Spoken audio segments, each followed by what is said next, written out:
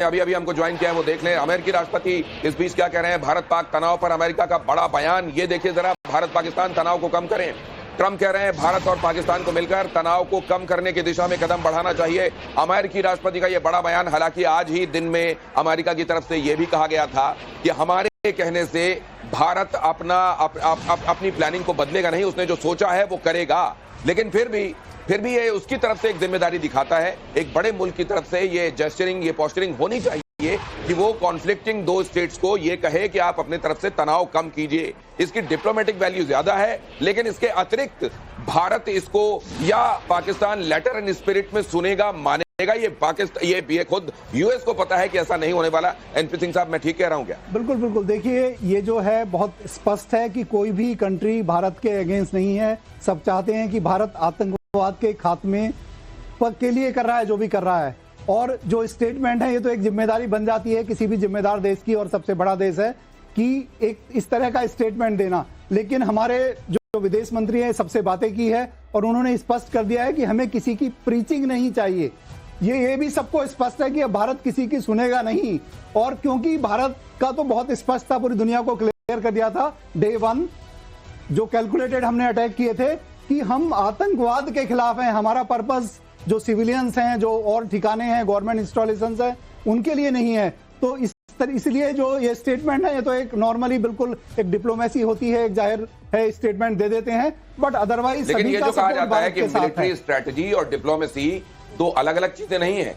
Military strategy और diplomacy एक ही सिक्के के दो पहलू हैं। जब आप पोजीशन ऑफ स्ट्रेंथ पे होते हैं और डिप्लोमेसी की टेबल पर जाकर आप बात करते हैं, तो आपकी पोस्चरिंग अलग होती है, आपके बात करने का तरीका अलग होता है, और आपकी बातें कितनी कंसीडर की जाएंगी, सुनी जाएंगी, ये बात एकदम अलग होती है तब जबकि आप वीगन हो और खास तौर से वर्ल्ड ओपिनियन आपके साथ नहीं हो। एक बात मैं आपसे जानना चाहता हूं, भारत ने स्पष्ट कर दिया है कि हम अपने तौर तरीके खुद तय करेंगे।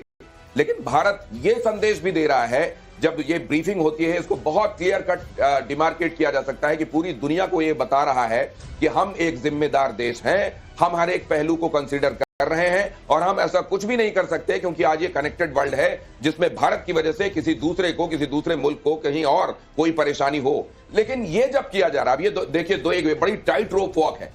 एक तरफ आपको अपने नेशनल इंटरेस्ट को ध्यान में रखना है, आपको यह देखना है कि आपकी ऑडियंस क्या चाह रही है, आपका घर क्या चाह रहा है, आपकी जनता क्या चाह रही है, और दूसरी तरफ आपको यह देखना है कि वर्ल्ड एट लार्ज क्या देख रहा है। मैं ये समझना चाहूंगा कि ये कितनी बड़ी टाइट रोप वॉक है। लेकिन ये एक अहम खबर, एयर डिफेंस सिस्टम ने सभी ड्रोन मार गिराए हैं। एयर डिफेंस सिस्टम कई तरीके से काम करता है। हम आपको लगातार बता रहे हैं कि भारत के पास multi layer air defence system है। कई परतों में हमारा एयर डिफेंस सिस्टम काम करता है। जहां छोटे रेंज में हमको किसी एक ऑब्जेक्ट को मार गिराना है जो आसमान से आ रहा है, उसके लिए अलग तौर तरीके हैं। जहां 300, 350, 400, 450 किलोमीटर की रेंज तक हमको ऑपरेट करना है, वहां तौर तरीके अलग होते हैं। ये मल्टी लेयर डिफेंस सिस्टम, और आज जब इन ड्रोन से निपटा जा रहा है, क्या वो हमारा सिस्टम होगा जो इन पे होगा, जो अगर हमारे साथ एक्सपर्ट इस समय साझा कर सके और हमारी रणनीति के ब्रीच के उसमें दायरे में नहीं आता हूं। देखिए, ड्रोन को अटैक करने के दो तरीके हो सकते हैं, mainly kinetic and non kinetic, जो हमने ministry of external affair minister, मतलब हार्ड किल और सॉफ्ट किल। तो जब हम काइनेटिक तरीकों की बात करते हैं, इसका मतलब है कि छोटा ड्रोन है तो उसको गोली से भी गिराया जा सकता है। बड़ा ड्रोन जैसे 2 मीटर 3 मीटर की विंग स्पैन वाला जो ड्रोन है, उसके लिए आप एडी सिस्टम की मिसाइल्स भी यूज कर सकते हैं। एडी गन्स यूज होती हैं जो हमारी आर्मी के पास है।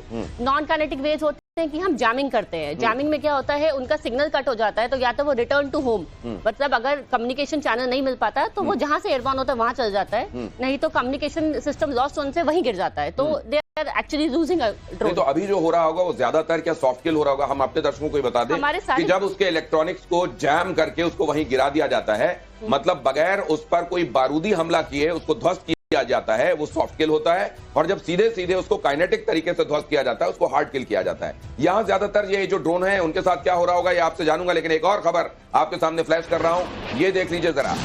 फुल स्क्रीन दिखाइए हमारे दर्शकों को इस वक्त की अहम वॉर ब्रेकिंग नव भारत पर पाकिस्तान के हमलों की पूरी डिटेल। श्रीनगर में 32 ड्रोन मार गिराए गए हैं।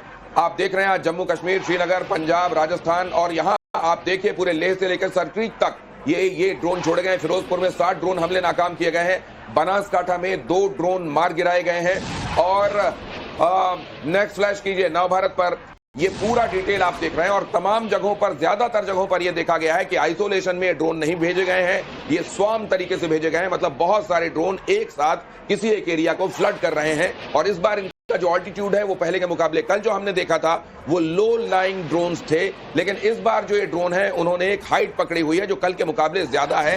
इसीलिए इन टोटलिटी क्या चल रहा है पाकिस्तान के दिमाग में, हम ये समझने की कोशिश कर रहे हैं, साथ ही ये भी समझने की कोशिश कर रहे हैं कि अगर ये 200, 300, 400 की तादाद में एक रात में ये इतने सारे ड्रोन पाकिस्तान की तरफ से भेजे जा रहे हैं, तो क्या ये पाकिस्तान है, क्या ये टर्की है, क्या ये चाइना है, कहां से मदद मिल रही है, ये भी समझने की कोशिश कर रहे हैं। और ये किस ग्रैंड पिक्चर की तरफ इशारा कर रहा है, वो भी भारत और पाकिस्तान का तनाव कम करें। सऊदी अरब की तरफ से भी ये बात कही जा रही है। सऊदी अरब की पाकिस्तान को एक सलाह भी गई है कि भारत के साथ आपको तनाव कम करने की दिशा में पहल करना चाहिए। सऊदी अरब, आप जानते हैं उम्मा के नाम पर, आप जानते हैं कि मजहब के नाम पर ये तमाम काम पाकिस्तान की तरफ से जस्टिफाई किए जाते हैं, और ऐसे में सऊदी अरब की तरफ से पाकिस्तान को यह कहा जाना कि आपको भारत की तरफ तनाव कम करने की दिशा में काम करना चाहिए, ये पाकिस्तान के लिए एक बहुत बड़ा संदेश है। पाकिस्तान का 30 जगहों पर ड्रोन अटैक, लेह से सरक्रीक तक फिर वही कल वाली चाल। गुजरात में अब तक 60 से ज्यादा ड्रोन ढेर किए गए हैं, कश्मीर में 50 से ज्यादा ड्रोन अटैक फेल किए गए हैं, पंजाब में 45 के करीब ड्रोन अटैक नाकाम हुए हैं, राजस्थान में 55 से ज्यादा ड्रोन ढेर किए गए हैं। एक बार फिर से भारत के स्पेस को इन ड्रोन से फ्लड किया गया है, और इसको पूरे इंटायरिटी में इसको हम समझने की कोशिश कर रहे हैं, और साथ में डिप्लोमेटिक चैनल्स में कहां क्या चल रहा है वो भी आपके सामने रख रहा हूं। जरा ये खबर भी दिखाई है, पाकिस्तान का 30 जगहों पर ड्रोन अटैक, लेह से सरक्रीक तक कल वाली चाल, और यहां एलओसी पर दोनों तरफ से भारी शेलिंग हो रही है, ताबड़तोड़ फायरिंग हो रही है। कल भी हमने यही देखा था, और पाकिस्तान की तरफ से जो देखने को मिल रहा था वो ये मिल रहा था कि वहां जिन जगहों पर स्कूलों में या दूसरे इस तरह की इमारतों में वहां के निवासियों ने, बच्चों ने, महिलाओं ने शरण ले रखी है मौजूदा स्थिति को देखते हुए, उन जगहों को निशाना बनाकर ये शेलिंग की जा रही थी, और आज भी इसमें कोई फर्क नहीं है। हालांकि भारतीय सेनाएं इसका करारा जवाब दे रही हैं। कई जगह ऐसी जहां से शेलिंग हो रही थी और वहां से अब बंदूकें शांत हो चुकी हैं, वहां की तोपें शांत हो चुकी हैं, तो यह भी पता चल रहा है कि वहां उनकी हिम्मत जवाब दे रही है। कर्नल यूएस राठौर भी मेरे साथ जुड़ रहे हैं, बहुत स्वागत करता हूं सर, जय हिंद। आज कुछ बहुत अलग नहीं है जो दिखाई दे रहा है। एनपी सिंह साहब भी मेरे साथ जुड़ रहे हैं, पूर्व नेवल अधिकारी, एक बार फिर से इस चर्चा में। मेजर जनरल अनुज माथुर भी मेरे साथ अब जुड़ चुके हैं। तो पहले जनरल साहब आपसे शुरू करूंगा, आपने अभी तक के सिनेरियो को कैसे देखा? कल ही रिपीट हो रहा है या कल से ज्यादा इंटेंस है आज का मामला? दिनेश, देखिए क्या हो रहा है कि ये जो स्वॉर्म ड्रोन अटैक्स भी नहीं कहूंगा, ये स्वॉर्म ड्रोन जो वो लॉन्च कर रहे हैं, वो इसलिए लॉन्च कर रहे हैं कि देखिए हमारे पास सर क्रीक से लेकर के सियाचिन तक एक बहुत इफेक्टिव सर्वेलेंस ग्रिड है, जिसको कि हम एक इलेक्ट्रॉनिक फेंस की तरह से देख सकते हैं। और दूसरा, एयर डिफेंस के जो जितने भी वेपन सिस्टम्स हैं, शोल्डर फायर्ड वेपन सिस्टम से लेकर के इन्फेंट्री बटालियन के जो छोटे हथियार हैं उनसे लेकर के और S-400 तक, वो तमाम एक इंटीग्रेटेड ग्रिड बना हुआ है। और ये जो लगातार ड्रोन्स भेजे जा रहे हैं वो इसलिए भेजे जा रहे हैं कि वो इस इलेक्ट्रॉनिक फेंस में गैप्स को प्रोब कर रहे हैं, इस एडी जो कवर एडी का जो हमारा इंटेंस ग्रिड है उसमें गैप्स को ढूंढ रहे हैं।